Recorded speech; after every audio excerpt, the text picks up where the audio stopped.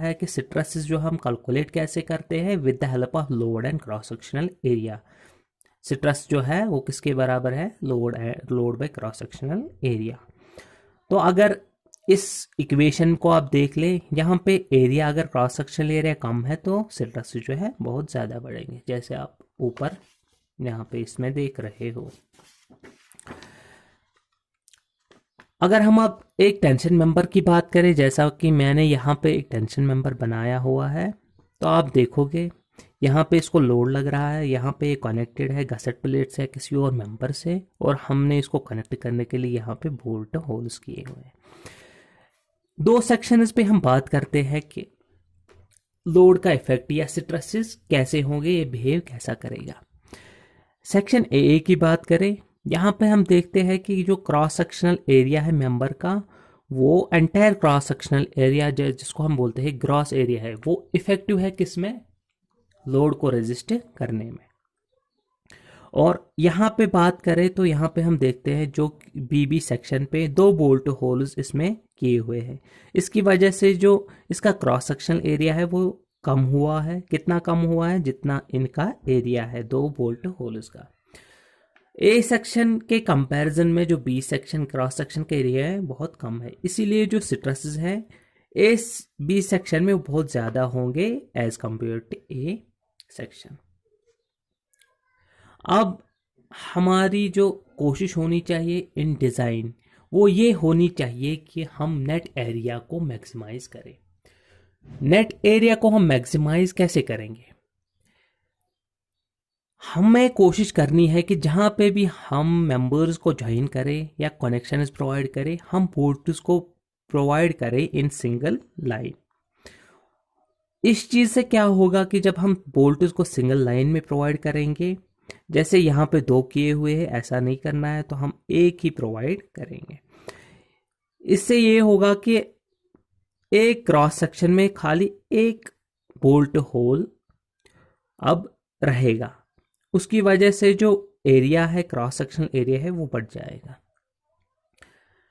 ये तो ठीक है कि हम बोल्ट प्रोवाइड करें इन सिंगल लाइन, मगर क्या ऐसा हम हमेशा कर सकते हैं, नहीं।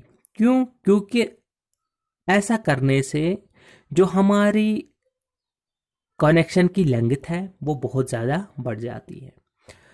बहुत ज़्यादा बढ़ जाती है तो इसमें एक फिनोमेनन होता है जिसको हम बोलते हैं लॉन्ग जॉइंट्स। लॉन्ग जॉइंट्स जो है, किन को हम लॉन्ग जॉइंट्स कहेंगे, एज पर आईएस कोड जो स्पेसिफाई करती है, लॉन्ग जॉइंट एक ऐसा जॉइंट है जिसकी जो लेंथ है ग्रेटर देन हो 15 times dia bolt in case of bolted connections and 15 times throat thickness in case of 150 times throat thickness in case of 150 times D और 150 टाइम्स थ्रोट थिकनेस जो है in case of welded joints. ये जो long joints हमारे पास है, इनमें क्या phenomena होता है, इनमें होता है अनबटनिंग। लॉन्ग जॉइंट्स होने की वजह से जो मेंबर की है वो स्ट्रेंथ रिड्यूस हो जाती है। स्ट्रेंथ रिड्यूस कैसे हो जाती है, अब मेंबर जो है एब्सेंट नहीं रहता है क्योंकि इसमें अनबटनिंग होती है। हम बात करते हैं जब हम लोड देते हैं एक मेंबर पे, तो उसमें जो कनेक्शंस है वो कैसे बिहेव करते हैं।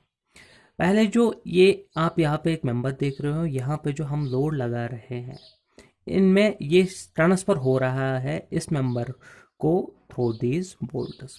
यहाँ पे हम कहते हैं कि कनेक्शंस में जो लोड्स होते हैं वो ट्रांसफर होते हैं थ्रू बोल्ट्स इक्वली, मगर ये जो स्टेटमेंट है ये जो सेटिस्फाई करता है कहाँ, किस कंडीशन में करता है, एट कोलैप्स कंडीशन।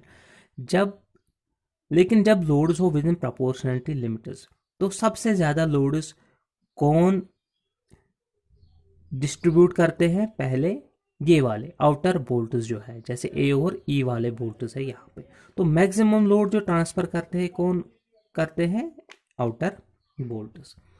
इस मैक्सिमम लोड की वजह से क्या होता है कि सिट्रासिस जो है बढ़ जाते हैं आउटर बोल्ट्स में, और इन बोल्ट्स का फेलियर हो जाता है in case of long joints. जब ये आउटर बोल्ट्स फेल हो जाएंगे तो नेक्स्ट वाले जो आउटर बोल्ट्स है अब ये सिट्रस लेना शुरू करेंगे, और ये भी ऐसे ही बहुत ज़्यादा सिट्रस लेंगे और इनका फेलियर होता है।